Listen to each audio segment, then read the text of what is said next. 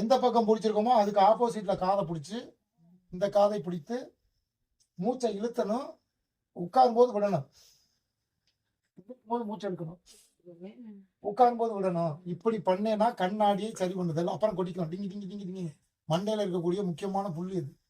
முக்கி போடுவது எப்படி? இப்ப போடுவாங்க பிள்ளைங்க. காலை வா பெரிய மனுஷன்டா